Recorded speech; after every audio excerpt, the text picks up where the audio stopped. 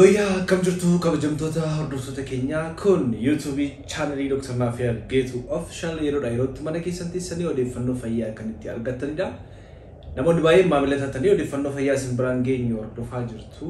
Namoonni haaraan dhuftan yoo jiraattan subscribe gochuu maamila ta'a. Subscribe qofa osoo hin taane mallattoo join kan jettu subscribe cira jirti. Namoonni immoo maamila addaa ta'uu barbaadna. YouTube Dr. Nafiar Geetuudhaaf miseensa addaa ta'uu barbaadna jettanis join gochuu dandeessu. Sagantaa keenya ammas itti fufa hanga xumura sagantaa keenyatti waliin tura.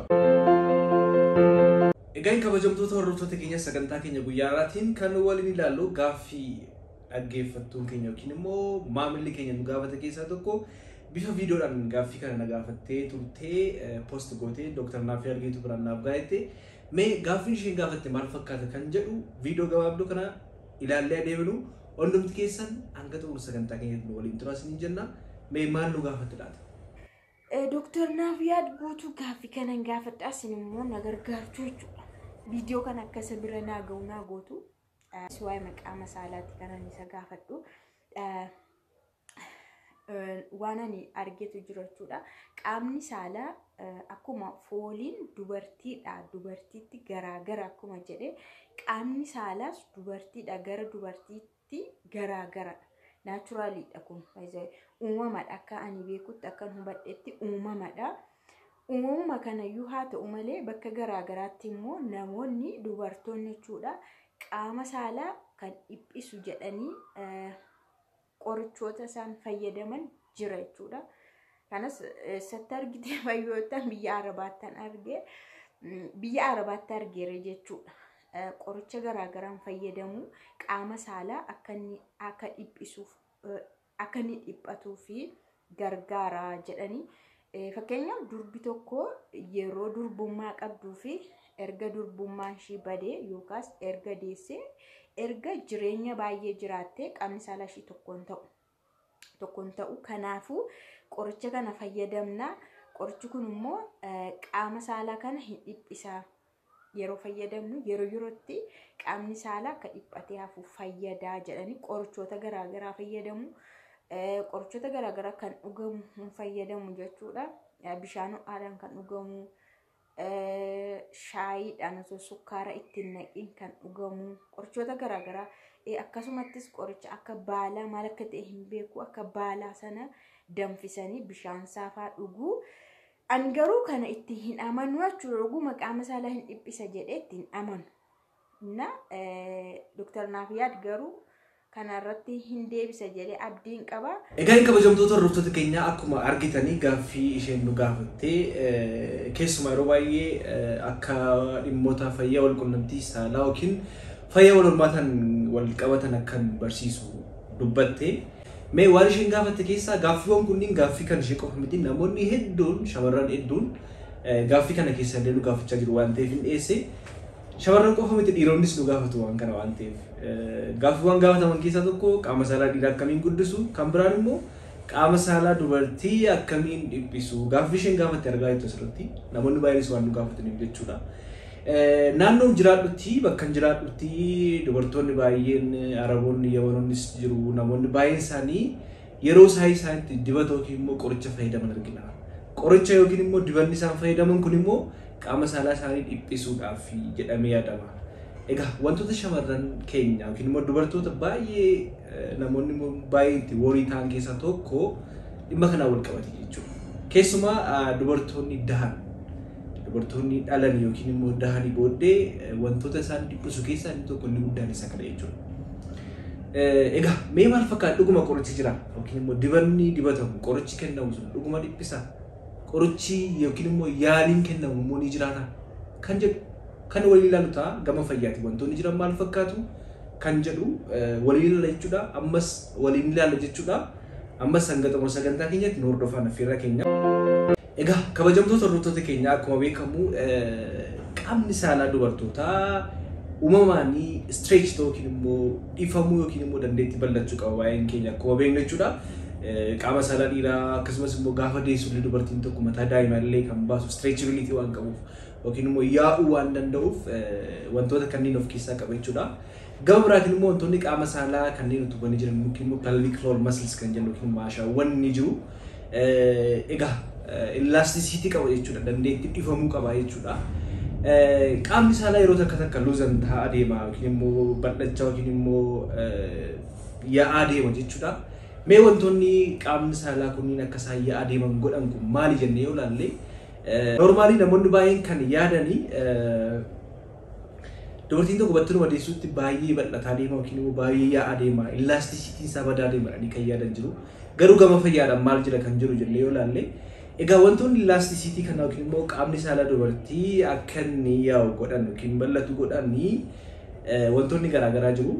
Keessaa inni tokko umurii wajjin wal qabate keessumaati umurii shamarran tokko waggaa 40 booda yommuu waggaa 40 booda sababii hormooniin estrogenii gadi bu'aa deemuu fi qaamni saalaa dubartii dandeettii yaa'insa isaa dhiphachaa deema yookiin immoo qallataa akkasumas immoo gogaa deema jechuudha sababa estrogenii irraan kan ka'e jechuudha. Sababa kanaan rakkoowwan kana wal qabatanii keessumaati dubartoonni waggaa 40 booda umurii yommuu deemaa deemu wantoonni kun ni mudata jechuudha. Inni kan biraa dubartiin tokko akkuma daa'ima godhachaa deemtuun baay'achaa deemuuni elasticity isaa gadi bu'aa deema jechuudha qaamni saalaa shamarranii tokko jechuudha. Akkamitti kan jedhuu fi egaa stretch ta'aa deema waan ta'eef keessumaati dubartiin tokko akkuma deessine erga deesse booda naturally wanti kun ni mudata sababa hormooniin estrogenii gadi bu'uuf yeroo jalqabaatiif keessumaa ji'oota muraasa jalqabaatiif wanti kun mudachuu ishee danda'a. Even kana qofa osoo hin taane fedhiillee dhabuu dandeessi qaamni saalaa ishee goguu danda'a wantoonni kana irraan kan ka'e fedhii wal quunnamtii saalaa qabdullee even hir'achuu danda'a jechuudha. Kanaaf pelvic floor muscle kan jennu yookiin immoo maashaawwan naannoo qaama saalaa naannoo hedduu jiran amma isaan jabaatanitti wantoonni kunniin mudachaa deemuu danda'a jechuudha. Kanaaf xiqqoo luuzan ta'a dhufa. Akkuma kana dubartiin tokko yommuu mucaa baay'inaan godhachaa deemtu wantoonni kunniin luuzan ta'a dhufu yookiin immoo dhifamaa dhufu jechuudha qaamni saalaa isaanii. Sababa kanarraan kan ka'e xiqqoo bal'achuu danda'a jechuudha. Egaa namoonni baay'ee wantoota garaagaraa kaasan yeroo isaan ilaalla yookiin immoo dubartiin tokko quunnamtii saalaa waan gooteef baay'ee waan gooteef qofas hin bal'ata jechuus hin dandeenyu. Kanaaf yeroo baay'ee woorii ta'u namoonni baay'ee shamarran baay'een dubartoonni baay'ee wantoota kun yommuu isaan dhiphisu argina jechuudha.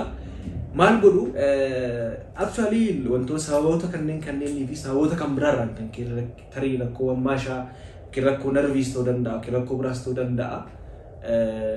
Naannoon maashaawwan naannoo qaama saalaa jiran sunniin yommuu isaan wiikan yookiin dadhabaa deemanii akkasumas immoo sababa rakkoo uumamaarraan kan keessa dhiphachuu danda'a. Bal'achuu danda'a rakkoo uumamaa tokko rakkoowwan elastiin yookiin kollaajin kan jedhaman wantoota structurii qaamni saalaa dubartootaa irraa ijaarame kanneen yookiin immoo sababa kanarraan kan keessa jechuudha. Sababa kanaaf mee yaaliin isaa dhuguma jiraa kan jedhu dubartoonni waan garaagaraa fayyadamu baay'ee wantoota hin mirkanoofne baay'ee isaanii jiru. Like shamarran baay'een isaanii kan isin dhibu dhangala'aa garaagaraatiin kan dhiqatan jiru. Tarii baay'een keessatti dhaga'uu dandeessu koomentiilas nuuf kaa'uu dandeessu.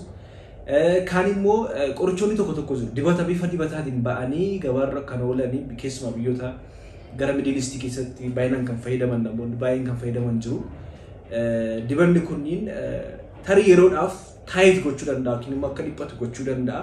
Garuu permanent treatmentiin kun rakkoowwan garaagaraa geessisuu danda'a. Dibatoonni baay'een isaanii kan dhaabbata qoricha addunyaatiin mirkanoofne yookiin immoo Food and Drug Administration mirkanoofne jechuudha. Eeyyeen sirriidha akkuma dhaggeeffattuun keenya hordoftuun keenya nu gaafatte dibatoonni dibataman wantoonni baay'ee isaanii jiru kan even kan bifa supposedlyidhaan godhamanis kan dibatamanis ni jiru qorichoonni tokko baay'ee isaanii ilaaluu dandeessu. Garuu immoo permanent mitiidha temporarily yeroodhaaf wanti kun wantoonni recommend ta'an jiru umarratti isiniif hima maal gochuu akka qabdan qoricha kana fayyadamuutu hin deemin dura yookiin immoo ofirraa ittisuuf illee yookiin immoo tarii immoo qaamni saalaa koo dhiphateera jettanii yaaddu yoo ta'e bal'ateera jettanii yaaddu yookiin immoo abbaan manaa kun itti gammaduu hin danda'u riyyaan kun itti gammaduu danda'u jettanii yaaddu yoo ta'e wantoota isin gochuu qabdan isinitti himuu danda'a. Maal isinitti fakkaate yaaliin jiru jira fakkeenyaaf amma sababa garaagaraa nan keessatti himedha wantoonni garaagaraa pelvic floor muscle kan jennu maashaawwan kunniin yookiin immoo even maashaawwan qaama saalaa dubartootaallee yeroo itti luuzan ta'uu karaa hankee dhiphachaa bal'achaa deemuu danda'a. Sababa kanarraan kan ka'e baay'ee konfirmii ta'ee jennaan.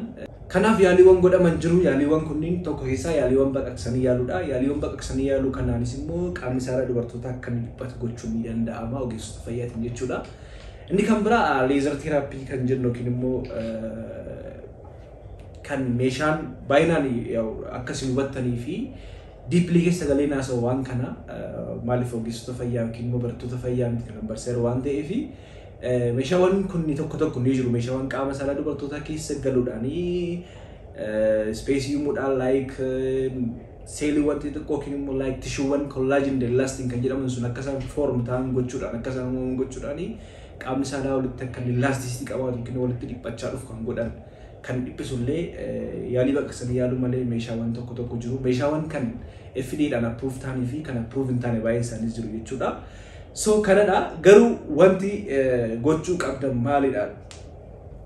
Yaalii isaa baay'ee kostiidha baay'ee namoonni weestarrii keessa jiraatan yookiin bakka biraa jiraatan tariitii baay'ee ilaalamee konfirmii ta'ee baay'ee mayoo bal'atee yaaliin kun godhamuu danda'a. Garuu hittisuudhaa fi akkasumas immoo namoonni immoo qaamna jettanii yaaddan shamarran qaamna jettanii yaaddan maal gochuu qabdu kan jedhutti yoo dhufnu wantoonni godhamuu qabu keessaa tokko sochiin qaamaa jira. Sochiin qaamaa maalidha? Sochiiwwan qaama naannoo maslii yookiin immoo maashaa naannoo qaama saalaa utubanii jiran naannoo hudduu utubanii jiran kan jabeessu jira. Meetiraay godha torban tokko torban lamaa fi yaalaatii shaakalaatii riizaaltii isaa nutti himuu dandeessu. Maalidha? Maashaan sun naannoo sun jabaatee jennaan. Fakkeenyaaf amma maashaan kun lallaafaadha miti yookiin namoota ispoortii hojjetan arguu dandeessu. Yommuu ispoortii hojjetan jabaachaa deema yookiin immoo like akkasuma luuzin ta'u kanaan luuzin ta'u jabaachaa deema jechuudha. Akkuma kana fakkeenyaaf amma maal ta'a deema jechuudha jabaachaa deema jechuudha. Kanaaf maashaawwan naannoo qaama saalaa jiran kan utubanii jiran jiru waan ta'eef isaaniin jabeessuun xiyyeeffannaa gochuun gaariidha. Akkuma isinitti dibatoonni kunniin temporariidha malee wanta permanent miti waan ta'eef akkamitti hojjetama kan jedhu keessaa tokko Kegels exercise kan jedhu sochii qaamaa Kegels jedhamu tokko isinitti hima. Innis akkamidha? Fakkeenyaaf shaakala kana tariitii deemtanii ilaaluu dandeessu. Nama funca'aa jirtu jennu yookiin immoo sagaraa teessanii jirtu mana funcaa'ee deemtanii funcooftanii utuu fixin gidduutti qabachuu. Fakkeenyaaf amma namni tokko funca'aa jira. Utuu fixin gidduutti yoo qabe maal ta'a? Yommuu qabutti maashaawwan naannoo sana jiran naannoo ujummoo funcaanii sana qaama sana jiranii kontraakt godhachuudha. Ofitti butaa jechuudha. Akka kanaan sochii godhamu jira. Maal godhu? Akka nama funca'aa jiru yookiin sagaraa ta'aa jiru gidduutti qabu dugdaan ciistanii yookiin yeroo baay'ee dugdaan ciisuun filatamaadha. Teessanii yookiin ciistanii galgala guyyaattis ta'uu danda'a. In qabdu sekondii shaniif qabdanii gadhiiftu. Ammas sekondii shaniif qabdanii gadhiiftu. Sekondii shaniif qabdanii gadhiiftu jechuudha. Akkas. Fakkeenyaaf amma dugdaan ciisee hin beekamu qabaan jira amma. Funcaatu akka nama funcaan addaan kutuutti qabda jechuudha. Akka nama funcaan addaan kutuu yookiin immoo nama sagaraa taa'ee akka nama sagaraa taa'ee addaan kutuutti qabda jechuudha.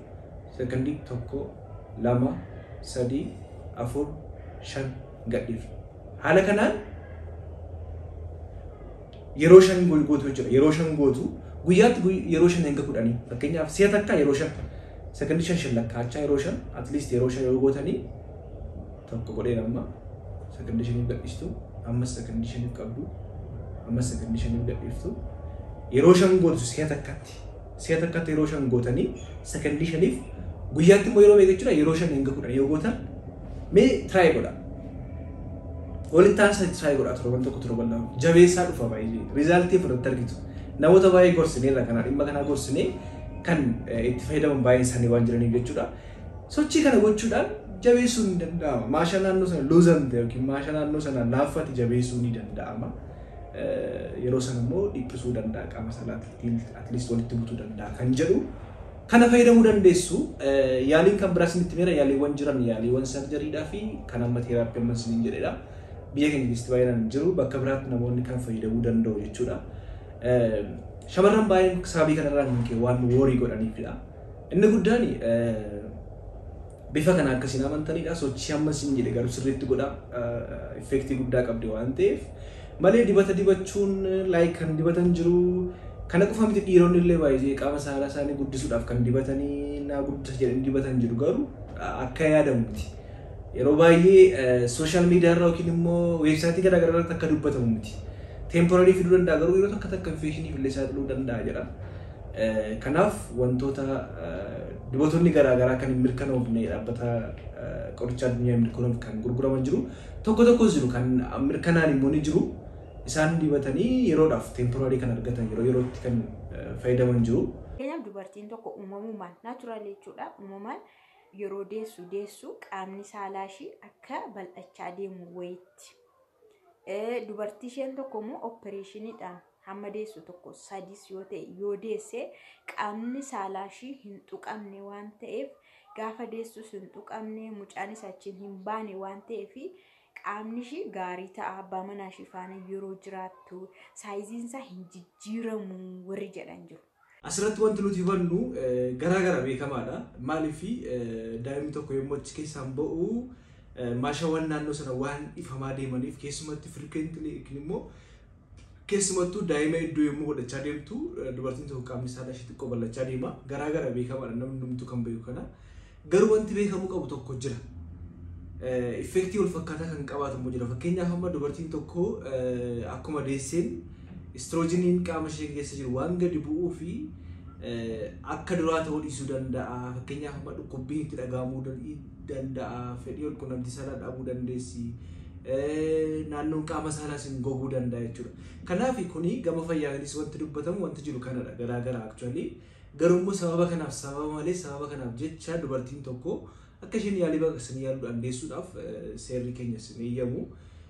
Maal jechuu barbaadanii amma yeroo baay'ee anesteeziyaa komplikeeshinii jira baay'ee namni tokko yaalii baqaqsanii yaaluu yommuu godhamutti akka normaalii isa jalaan deessu miti. Yaalii addochaa wajjin wal qabatanii tokko relatively kan baqaqsanii yaaluu irraa guddaadha waan ta'eef jechuudha. Kanaaf gaaffichi sirriidha.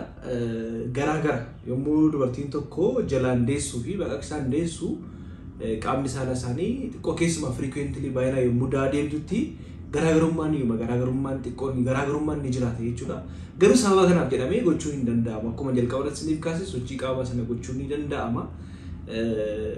Bifa kana yoo baay'ee bal'ate immoo yaaliiwwan garaagaraan gochuudha malee waan gochuun hin danda'amu. Kanaaf dhaggeeffattuun keenya yookiin hordoftuun keenya gaaffii isheen nu gaafatte kana fakkaata. Deebii argatteetta jedhee yaada. Gama biraan deebiin arganne yoo ta'e ammallee koomentii jalatti nu barreessuu dandeessu jechuudha.